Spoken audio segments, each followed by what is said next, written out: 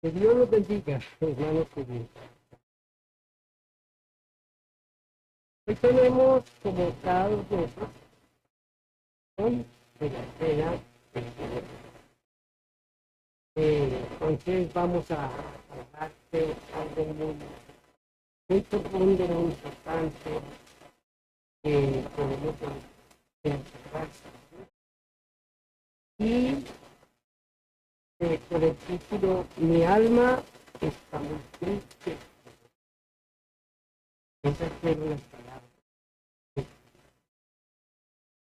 las palabras que Dios dice con todo el sentimiento, porque el Señor se encontraba en un momento más feliz.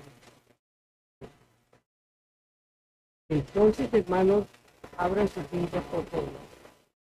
Ténganlas abiertas aquí. La parte que ya leímos, pero es costumbre de mi parte, volver a repasar algunas cosas que están aquí. Entonces estamos en Marcos capítulo 14, los versículos 32 al 40. Mientras ustedes van encontrando, vamos a hacer una que sea Él quien hable a cada uno de nosotros. Momento en que tenemos la cabeza. Y, Señor, verdaderamente para tocar este tema en el día de hoy, nos sentimos totalmente indignos e incapaces, porque no podemos comprender, Señor, la profundidad de esas palabras que nuestro bendito Salvador mencionó en ese momento tan crucial, en ese momento tan terrible, al cual Él había venido, Señor, a enfrentarse a esto, porque era de la única manera que podía salvar a sus escogidos. Era de la única manera que podríamos nosotros, los que creemos en ti, llegar, Señor, a recibir de su mano la salvación. Padre Santísimo, ayúdanos, por favor, en este momento. Habla, Señor, a nuestro corazón. Te lo pido en el nombre bendito de mi bendito Salvador Jesucristo. Dice la palabra del Señor. Vinieron pues a un lugar que se llama Getsemaní y dijo a sus discípulos: sentaos aquí, entre tanto y yo. Y tomó consigo a Pedro, a Jacobo y a Juan, y comenzó a entristecerse y angustiar. Y les dijo: mi alma está muy triste hasta la muerte. Quedaos aquí y mirad.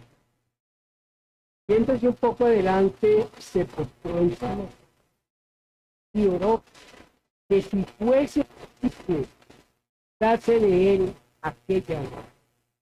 Y decía: Abba, todas las cosas son posibles para ti.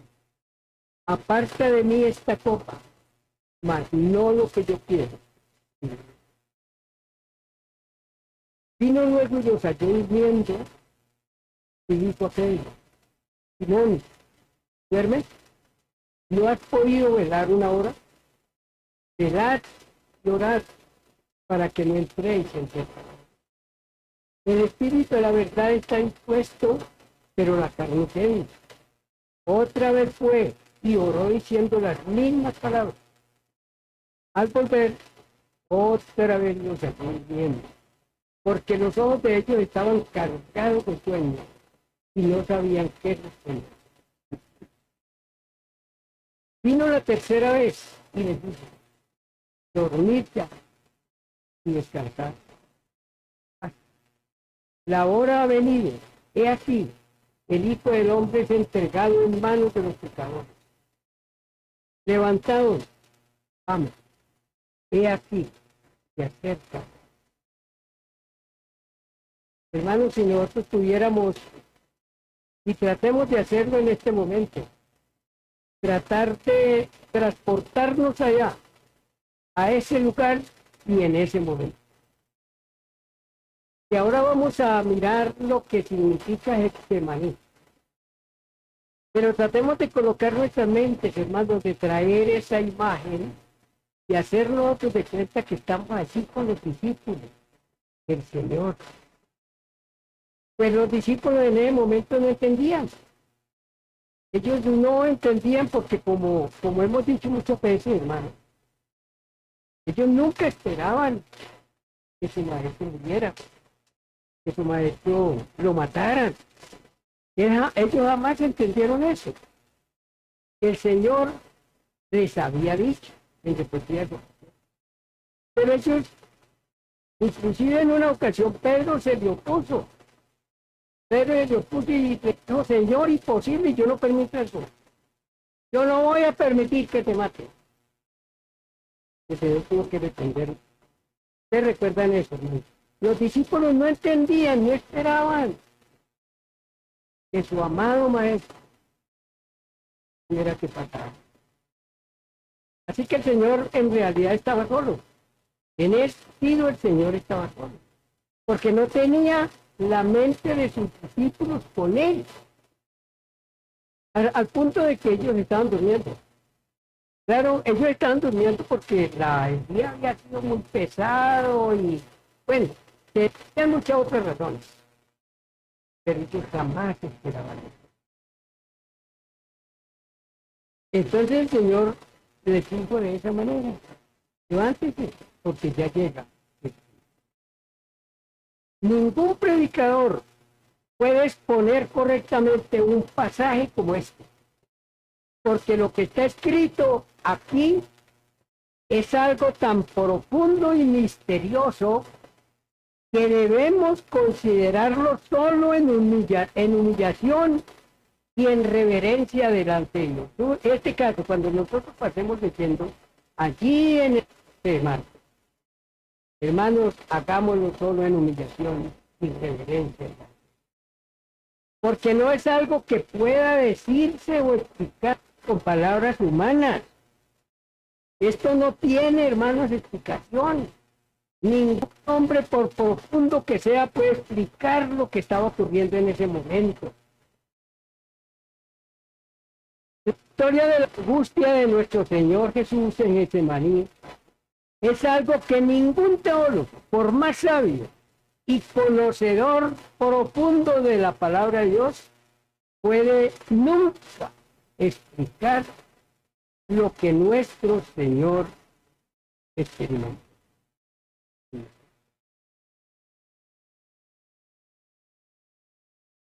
Sin embargo, el Espíritu Santo, en su perfecta voluntad y sabiduría, inspiró a Marcos, Lucas y Mateo para que ellos incluyeran este relato en las biografías teológicas del Señor Jesucristo. Porque es que aquí hay muchas cosas. Aquí hay muchas cosas que nosotros necesitamos meditar profundamente porque no podemos entenderlas totalmente. Esto es cuestión de meditar, de tratar de meternos, hermanos, allá como en la mente de Jesús, como en el momento en que Jesús estaba pasando por esta situación, viendo el Señor lo que se le aproximaba, que ya estaba a la puerta, ya estaba el Señor allí dando la lucha terrible en Getsemaní. Porque recordemos, hermano, el Señor Jesús no ganó la batalla en la cruz. El Señor la ganó ahí de rodillas. Ahí fue donde el Señor venció. Por eso nosotros recordamos que cuando Judas apareció con toda esa turba, con toda esa chusma, con palos y con espadas y con tantas cosas, el Señor ya había vencido. Amén. El Señor ya había vencido, hermanos, de rodillas allí. Él ya había ganado la batalla. Y por eso él se paró con valor. Y les dijo, ¿a quién buscáis? A Jesús Nazareno, yo soy, aquí están. Al suelo se fueron todos.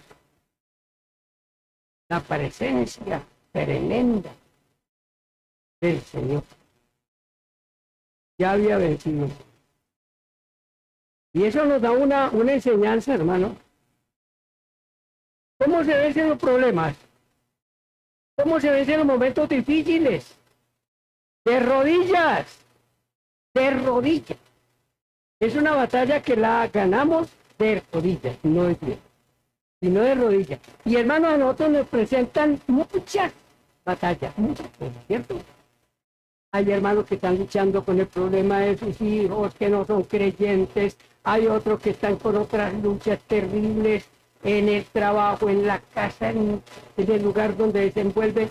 Hermanos queridos, pero nunca olvidemos. Y el Señor lo dijo, resistid al diablo y ¿qué? Y huirá de vosotros. Resistid al diablo, pero al diablo le resiste de rodillas. No pisoteándolo y diciéndolo que yo te amarro y que yo te ato. Hermano, eso salió de mentes retorcidas, eso no es en la Biblia. Para nada. La batalla se gana. Esa es la primera enseñanza que nosotros encontramos, hermanos, una de las grandes enseñanzas. Dios quiso descorrer el velo para que nosotros podamos conocer un poquito de lo que estaba ocurriendo en el alma humana de Jesús unas horas antes de su muerte. El Hijo de Dios encarnado estaba allí experimentando el momento más terrible de su vida, el abandono del Padre y la ira santa de Dios que caería sobre él. Dos cosas hay aquí. Cosas, para que no las olvidemos. No las olvide, hermano. Anótelas, téngalas presentes. Vamos a mirarlas. Aquí hay dos cosas, porque resulta que las religiones han enseñado que el error de Jesús, cuando él dijo, Señor, aparta de mí esta copa, Señor, cuando Jesús estaba clamando y cuando le dijo a sus discípulos, mi alma está muy triste hasta la muerte. Y me han enseñado que era que Jesús le tenía miedo a la muerte. Hermanos queridos, a eso vino Jesús. Desde la eternidad el Señor se presentó ante el Padre allá en el Consejo Eterno, hermano, antes de la fundación del mundo. El Señor se ofreció y dijo, Padre, yo voy a morir por los nuestros, por los que tú escogiste. Yo voy a morir por ellos. Yo voy a hacerme hombre, a tomar forma humana, para poder morir por ellos, para salvarlos a ellos, para que ellos no se pierdan juntamente con todo el resto de la humanidad. Él vino a morir, hermano, no era miedo a la muerte, lo que el Señor tenía.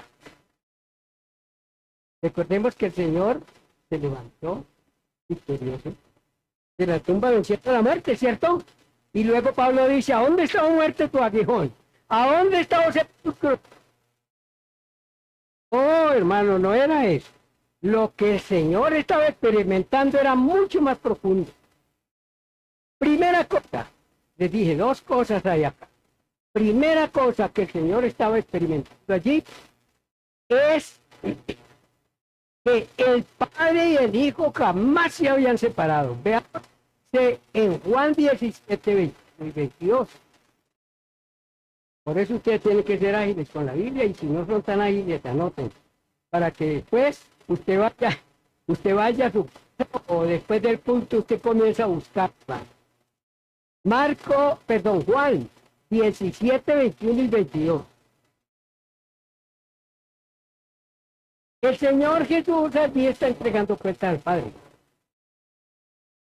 Y en lo que el Señor le dijo así: para que todos sean uno, como tú, oh Padre, en mí y yo en ti.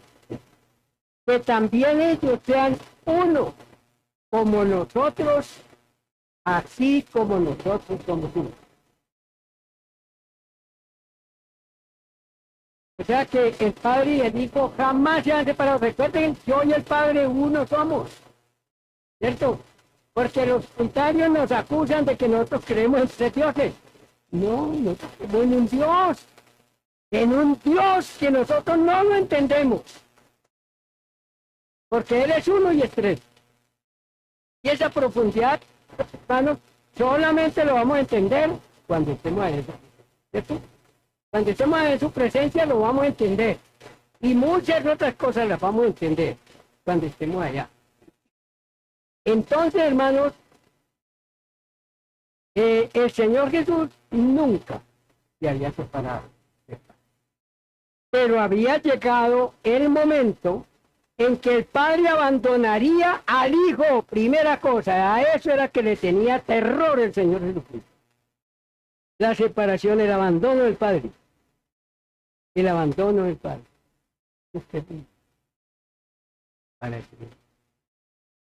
El momento en que el Padre abandonaría al Hijo por causa de nuestro pecado, lo cual estaba por ocurrir y ocurrió en los últimos momentos de Jesús en la cruz. Marcos 15, 34, donde el Señor dice: Jesús clamó a gran voz, Dios mío, ¿por qué me has desamparado? Esto era lo que tenía el Señor. Eso era lo que había llenado de terror el alma de Jesús. La separación de él con el Padre. Y la segunda cosa que aprendemos acá, que estaba por ocurrir y que producía terror en el alma de Jesús, es que en poco momento la ira santa de Dios sería derramada sobre su Hijo para pagar por el pecado y toda la maldad que pesaba sobre sus escogidos. Recordemos lo que tanto repetimos acá. La mayoría de ustedes han pasado aquí por nuevo nacimiento. ¿Y cómo comenzamos el curso ahí? La ira de Dios se revela desde el cielo contra toda impiedad e injusticia de los hombres que detienen con injusticia la verdad. La ira de Dios caería sobre el Señor Jesús, sobre su Hijo, por todos los pecados acumulados de su pueblo. La ira de Dios. Entonces son dos cosas: abandono del Padre y ira de Dios. Eso era lo que producía la angustia y el terror de Jesús. Él dijo: mi alma está muy triste hasta la muerte. Hermano, la ira de Dios estaba también sobre sus escogidos y caería en ese momento sobre nuestro bendito Salvador. Estas dos cosas estaban produciendo terror sobre el alma humana de Jesús. No era miedo a la muerte física. A muchos de nosotros nos ocurre lo siguiente: que cuando nosotros vamos leyendo el capítulo 14 de Marcos, muchos lo hemos leído. Habrá un cristiano que no haya leído el capítulo 14 de Marcos. Eso era terrible, ¿cierto? Eso puede ser terrible. Que algún cristiano nacido de nuevo no haya leído el capítulo 14 de Marcos. Entonces, ¿qué nos ocurre?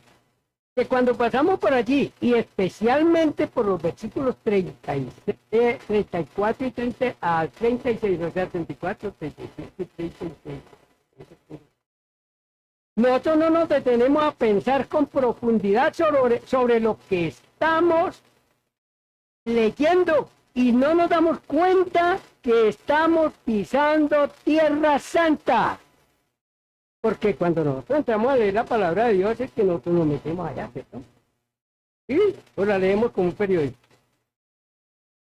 Cuidado con eso, cristiano. La Biblia no se lee como un periódico, ni como una revista, ni como nada, ni como ningún libro. Por profundo e ilustrativo que sea el libro, la Biblia se lee con el alma. Cuando nosotros leemos la Biblia nos metemos allá, hermanos, en la escena, a recorrer con Jesús y a recorrer con los hombres de Dios. Cada paso, cada pisada.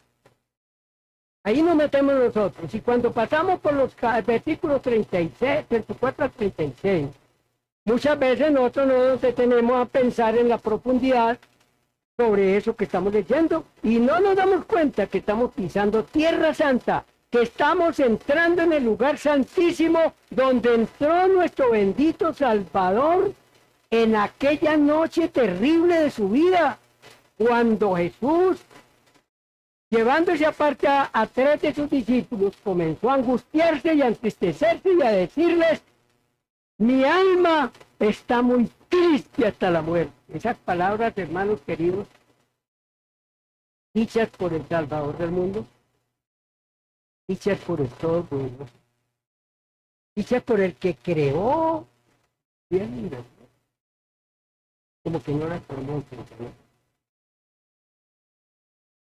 El Señor sabía que la hora había llegado, pero lo que producía terror en su alma no era el hecho de tener que enfrentarse a la muerte, sino que toda la ira de Dios acumulada por el pecado de sus escogidos caería sobre él.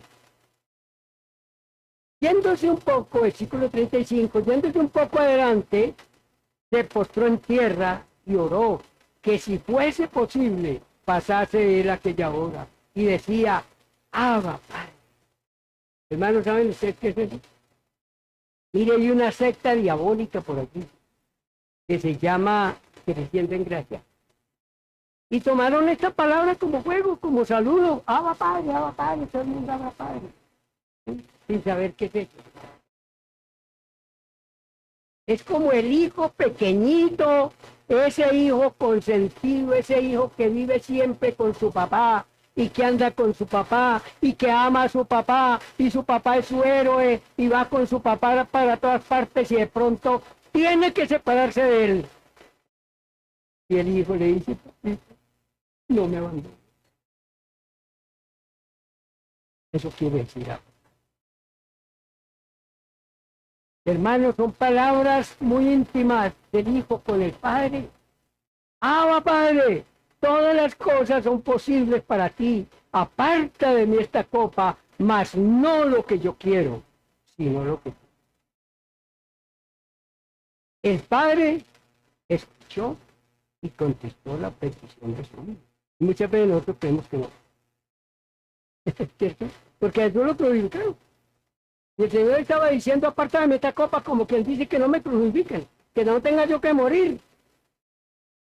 Pero vamos a ver que el Señor sí respondió la oración. Él sí la respondió, no la respondió como el Hijo se la pidió. Pero por eso el Hijo le dijo: pero que no se haga mi voluntad. Y así la contestó el Señor. Vamos a mirar, hermanos, ahí en Hebreos 5:7. En Hebreos 5:7.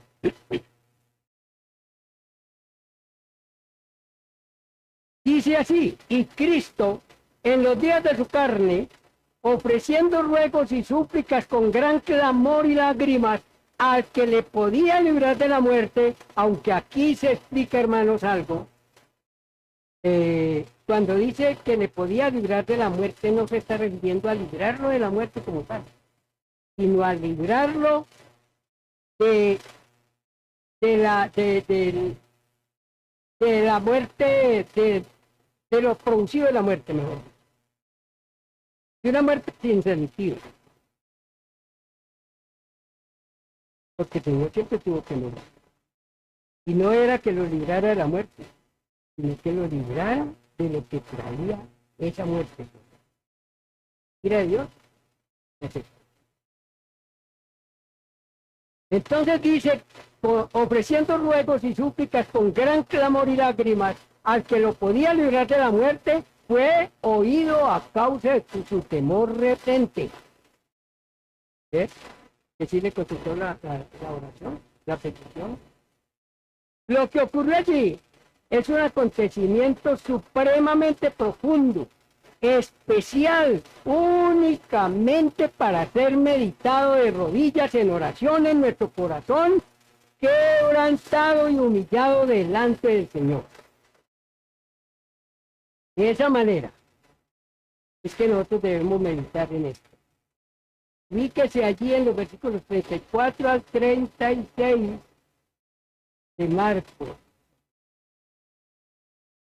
en su casa, y empiece a leer, y empiece a pensar, y empiece a traer esa figura, ese cuadro a su mente, y métase allá,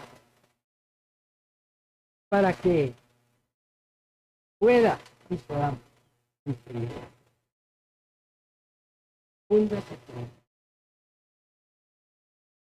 Hexemaní, ¿qué significa?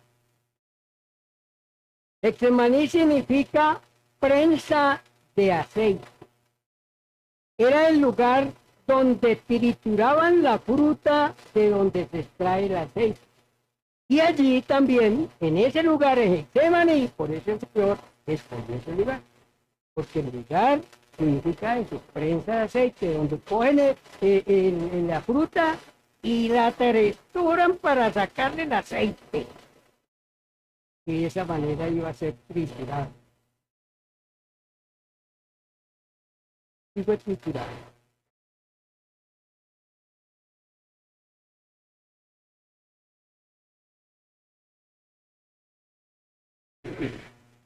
Hexemaní era un huerto en la parte baja del Monte de los Olivos, al otro lado del torrente de Cedrón.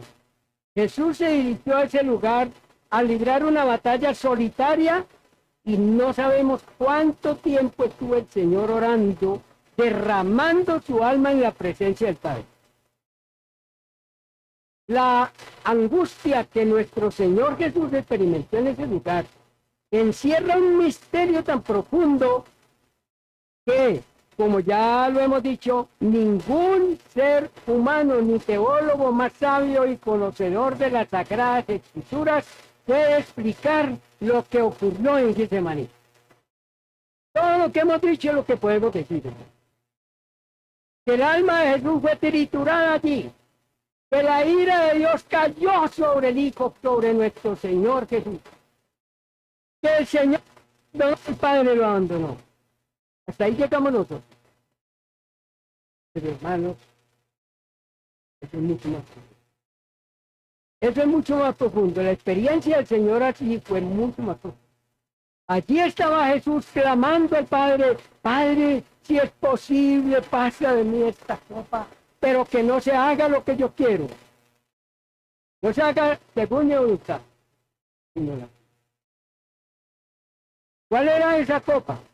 Que Jesús no quería beber y que había llenado de terror y de angustia su alma. No era el terror a la muerte, ni a los golpes, ni a los clavos, ni a la corona de espinas, ni al martirio que soportaría al ser clavado en la cruz. Muchos mártires, como Esteban, que fue apedreado hasta morir, y los primeros cristianos que fueron quemados vivos, y otros más, que no tenemos en la historia, que fueron despedazados por los leones. Muchos de ellos se enfrentaron a la muerte cantando himnos. El Señor no. Entonces ellos eran más valientes que tenemos nosotros la respuesta. No era el miedo a la muerte física. No era el miedo a la muerte física. Jesús, el autor de la vida, no lo aterrorizaba la muerte, pues para eso él había venido a morir por sus escogidos. Las religiones no lo pueden entender y solo han enseñado mentiras por mucho tiempo y la gente lo ha creído.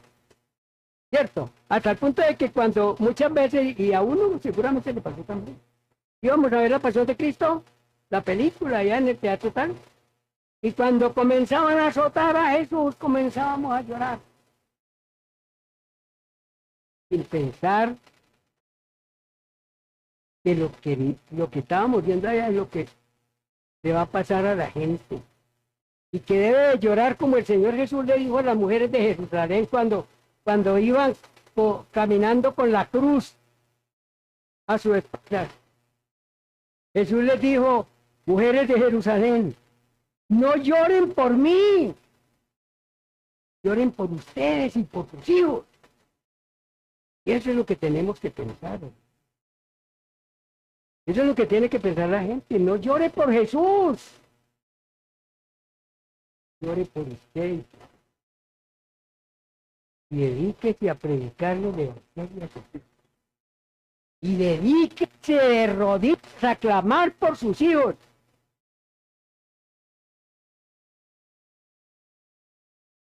Porque lo terrible está ahí para ellos. Para ellos. Entonces lo que las religiones enseñan es mentira, hermano. Pero la Biblia, que es la perfecta palabra de Dios, nos dice qué fue lo que causó tanto terror en el corazón y en el alma de Jesús. Cuando la leemos, guiado por el Espíritu Santo, podemos entender que la copa no era otra cosa sino la ira santa de Dios, que sería derramada contra el pecado, y la ira de Dios caería con furia sobre nuestro bendito Salvador. Por cuanto él llevaría sobre la cruz todo el pecado y la maldad de su pueblo. Esta es la copa que no quería beber, la ira de Dios y el abandono del Padre. La copa de la ira y el abandono por parte del Padre, todo el pecado y la maldad horrible de su pueblo lo cubriría completamente en aquella cruenta cruz donde sería abandonado por el Padre.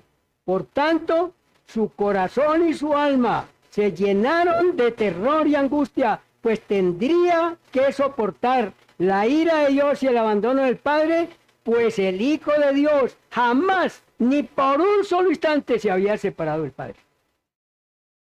Ni por un solo instante. Pero allí ocurrió eso. Allí le tocó hacer eso. Escuchemos el clamor de Jesús desde la cruz. Dios mío, ¿por qué me has desamparado? Lo podemos meter ahí en los zapatos de Jesús y sentir esas palabras, entender esas palabras. En ese momento, toda la ira de Dios había caído con furia sobre él y lo sepultaría en una noche terrible y oscura, donde no podía soportar el abandono del Padre. Y en Lucas 22:43 nos dice que Dios envió a un ángel, estando allí en Getsemaní, Dios envió a un ángel para fortalecer. En Lucas 22:44. Dice, y estando en agonía, oraba más intensamente. Y era su sudor como grandes gotas de sangre.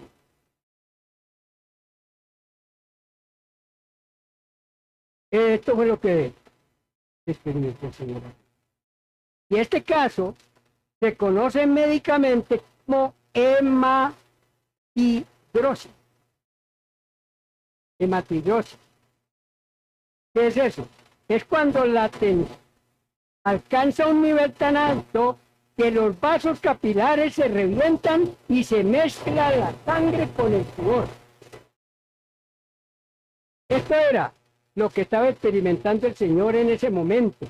Estaba sudando sangre la tensión tan alta que estaba padeciendo y no quería pasar por la experiencia de tener que tomarse el contenido de esa copa de la ira de Dios. Salmo 75:8 dice que el cáliz está en la mano de Jehová, o sea, la copa, cuando el Señor dijo aparte de esta copa, se refiere siempre a la copa de la ira de Dios. La copa de la ira de Dios lo vemos en diferentes lugares, tanto el Antiguo como el Nuevo. Vean en el Salmo 75:8 dice que el cáliz está en la mano de Jehová y lo beberán todos los impíos de la tierra. Y el profeta Isaías y Jeremías se refieren a esa copa, el cáliz del furor. Isaías 51:22 también lo dice, y Jeremías 25:15. Esto es lo que el Señor experimentó en el huerto de Getsemaní por ti y por mí. Hermano, lo que estamos aquí en este momento, usted anda todavía el mundo, amando el mundo, habiendo escuchado el mensaje todo el tiempo. Desde hace mucho tiempo usted viene escuchando el mensaje, viene escuchando este mensaje, pero usted está en el mundo todavía, amando el mundo. Usted no ha querido entender lo que Cristo hizo en la cruz por usted. Y es necesario que en este momento, que no lo han hecho. Por eso aquí hablamos tanto del nuevo nacimiento. Porque el Señor Jesús le dijo a Nicodemo, si no nace de nuevo, no puede entrar. Hermanos, el nuevo nacimiento. El pecador tiene que morir a los pies de Cristo. Tiene que meterse allá en esa historia bíblica. Tiene que andar con Cristo y llegar a la cruz de Cristo y morir aquí para nacer de nuevo, para que puedan nacer de nuevo. De lo contrario, puede ser la mejor mamá, puede ser el mejor papá, puede ser el mejor hijo, puede ser el mejor ciudadano y se va para el infierno. No naces de nuevo, creámosle las palabras de Jesús. Si no naces de nuevo. Ahora los católicos dicen, yo ya nací de nuevo. Dicen los sacerdotes, ¿no? Es el que enseña eso. Yo ya nací de nuevo. Yo ya fui, ¿cómo es? Sin agua. Porque cuando pequeñito le echaron agua en la... Usted ya nació del agua.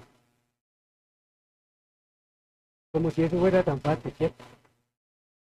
Y eso es lo que enseñan una gran multitud que sigue a estas personas. Y no solamente los católicos, sino todas las religiones. Enseñando mentiras, confundiendo a la gente, enseñando lo que la Biblia no dice. Hermano o amigo que está aquí en este momento, piensen en esto. No nace de nuevo. Por más bueno, por más conocedor de los otros, pero no puede entrar. Entonces, hermanos queridos, esto fue lo que el Señor experimentó en el huerto de Getsemaní. Y eso lo hizo por ti y por mí. Y esto es lo que recordamos siempre cuando celebramos cena. Eso es lo que vamos a hacer ahora. Vamos a celebrar la cena, hermano. Y al celebrar la cena, por eso el Señor Jesucristo dijo, todas las veces que comieres este pan, y esta copa, la muerte del Señor anunciado. Ese es el sacrificio. Ese dolor. Esa muerte terrible. Esa ira de Dios que cayó sobre él. Es lo que recordamos. Vamos a orar, hermano, para que le pasemos.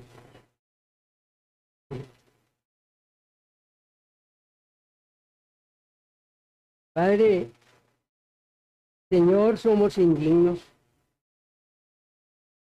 Solamente por tu misericordia, por tu gran misericordia,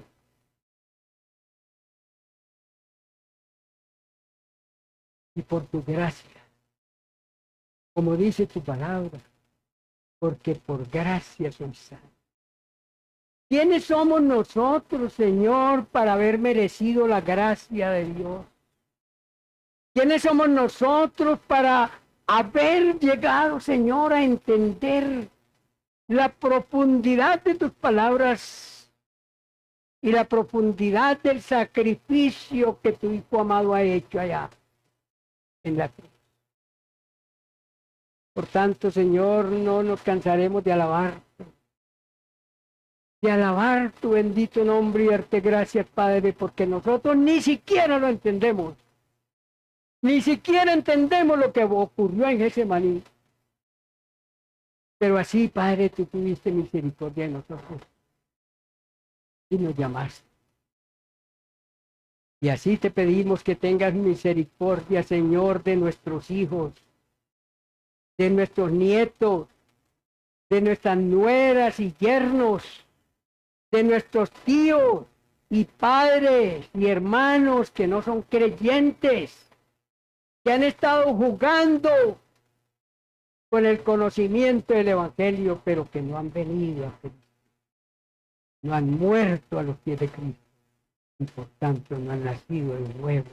Te rogamos por ellos, Padre Santo, día y noche te clamamos por ellos, Señor, para que tengas misericordia de ellos, Señor, y los traigas a tus pies con los lazos de amor de tu Santo Espíritu. Tráelos, bendito Padre, porque queremos un día estar reunidos todos allá en el hogar celestial, donde no habrá muerte, ni llanto, ni dolor, ni tristeza. Allá ese mundo feliz. Esos cielos nuevos y esa tierra nueva que tú nos anuncias en tu palabra y donde queremos todos ir.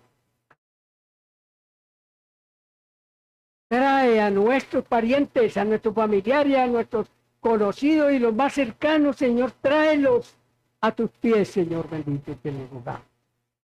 Y ahora, Señor, al celebrar la cena, los que ya estamos redimidos, que lo hagamos con humildad, recordando, Señor, esa obra profunda que hiciste, tu amado Hijo, allí en Getsemaní.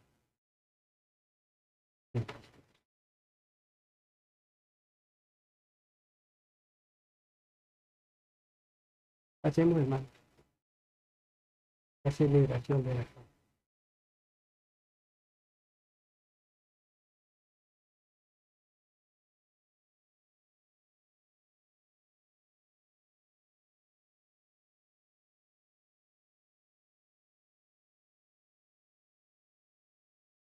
Dice la palabra del Señor, porque yo recibí del Señor lo que he enseñado, que el Señor Jesús, la noche que fue entregado, tomó pan.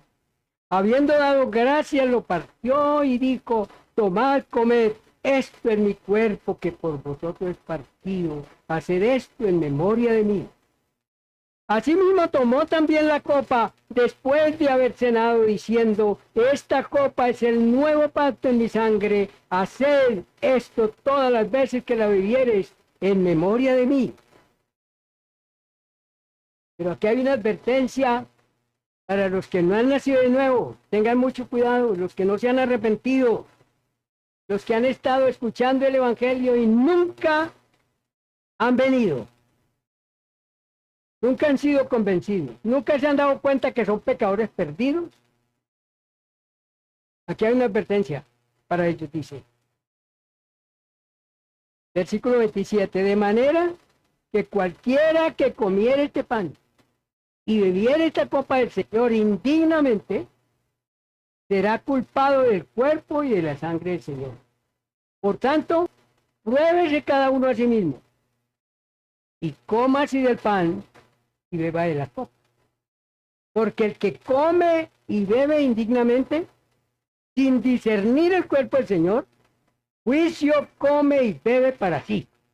Por lo cual, Hay muchos enfermos y otros han muerto. Muchos ya han muerto por esa causa. Y las iglesias que están repartiendo el pan y el vino a todos, así sea un mentiroso, así sea un ladrón, así sea un infiel, así sea quien sea, esos pastores tienen que responder delante de Dios. Esos pastores tienen que responder delante de Dios. Y esos curas tienen que responder delante de Dios. Porque esto es muy delicado, es algo muy profundo. Cuando nosotros participamos de la cena del Señor, nosotros tenemos también que probarnos a nosotros. Por eso dice la palabra del Señor, pruébese antes y luego coma el pan y va a ir. Entonces los hermanos van a pasar colocando en sus manos el pan, el vino, usted lo recibe y está en oración. No lo toma todavía, sino que está en oración. Pónganse de pie los hermanos que tienen esa seguridad en Cristo, que usted muerto a los pies de Cristo, ha nacido de nuevo, y que usted tiene la seguridad absoluta de su salvación. Y que haya sido bautizado, lógicamente, como ordena la palabra del Señor. Ir repartiendo, pueden hacerlo. Primero el pan, luego el vino.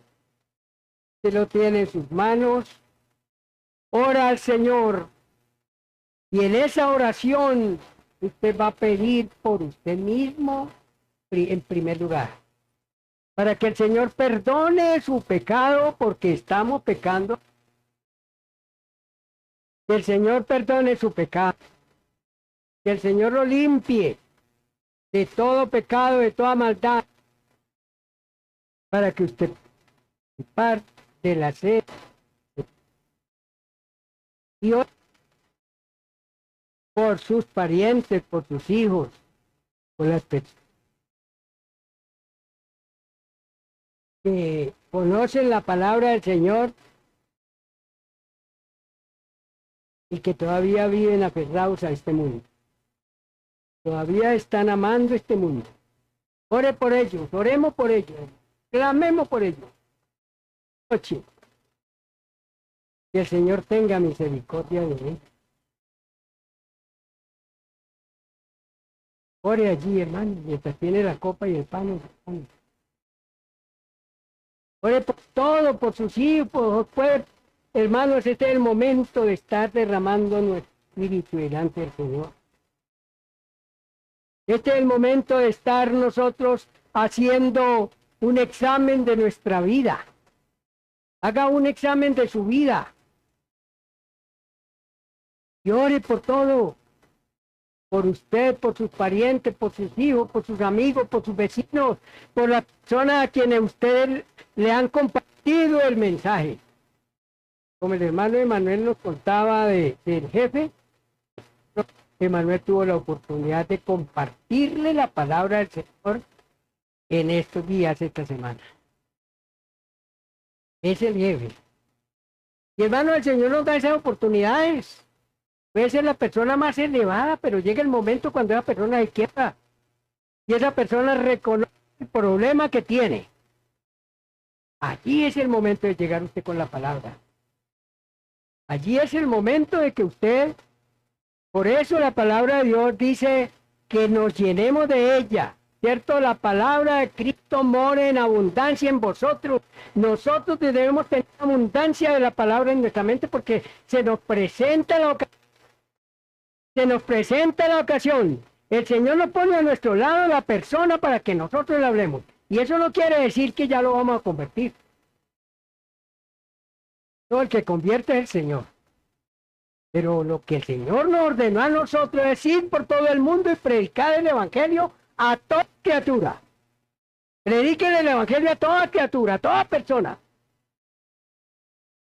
Los hijos, nietos, amigos, vecinos. El Señor se los pone a usted allí como que se los sirve en bandejita de plata. Para que usted le hable de Cristo.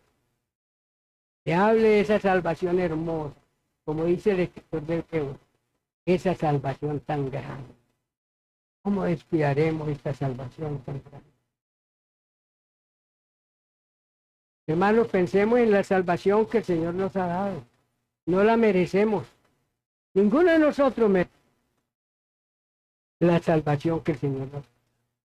Eso dice en su palabra, ocupaos la salvación con temor y temor. Eso es lo que tenemos que hacer. No porque la vayamos a perder, no. No porque la debemos embellecer todos los días. Esa salvación que Dios nos dio debe ser más hermosa. Esa persona salvada debe ser más hermosa, más brillante, más transparente, más adoración, más adoración, más obediencia, más santidad, más palabras, más gozo en el Espíritu.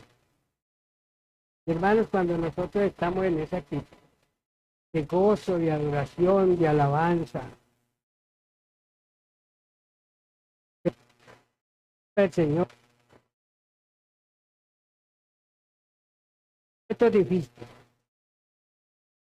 y no nos tumban porque estamos fortalecidos. Cuando la persona está débil,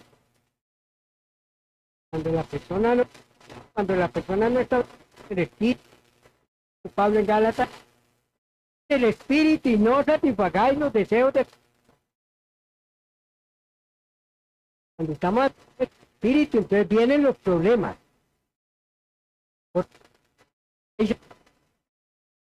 ¿Cierto? Vienen los problemas, las enfermedades, los fracasos, las tentaciones, lo que sea, y no nos hacen mucha meta. No nos hacen tambalear tanto. Estamos fortalecidos.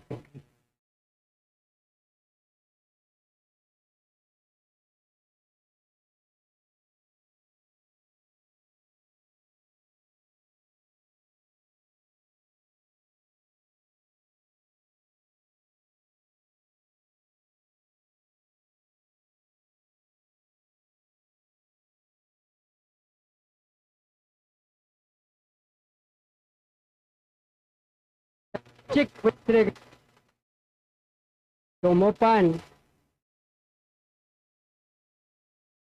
habiendo dado gracias. Vamos a dar gracias, hermano. Ponga su mano así.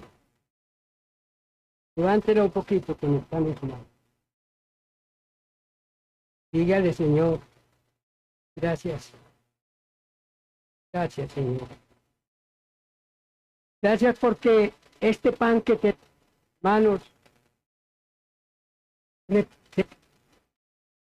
ese cuerpo de nuestro bendito Salvador que fue morido por nuestros pecados.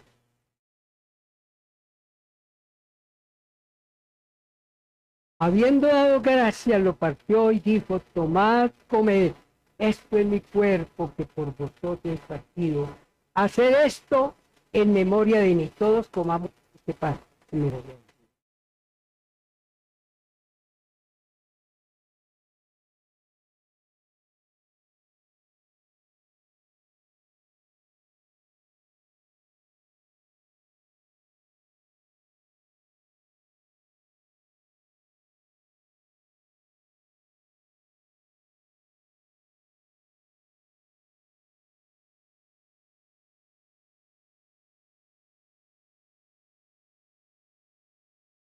Asimismo tomó también la copa, después de haber cenado, diciendo, es el nuevo pacto en mi sangre.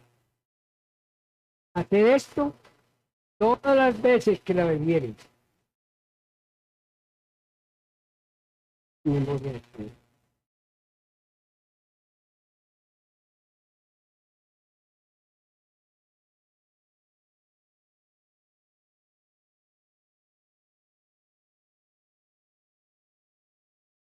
Así pues, todas las veces que comieres este pan y bebieres esta copa, la muerte del Señor anunciará hasta que venga. Eso es lo que estamos haciendo y lo que tenemos que hacer. Si lo hacemos cada 2 meses, en otra iglesia cada mes, en otra iglesia todos los días. Está bien. Lo que tenemos que tener en cuenta es que todas las veces que lo hagamos en bien. Amén. Hermanos, permanezcamos de pie porque vamos a cantar un himno. Ahí la copita, el Señor. Los hermanos ahora van a pasar a recogerla, los demás, todos los que están sentaditos, estén poner de pie. Vamos a cantar un himno al Señor para alabar su bendito nombre.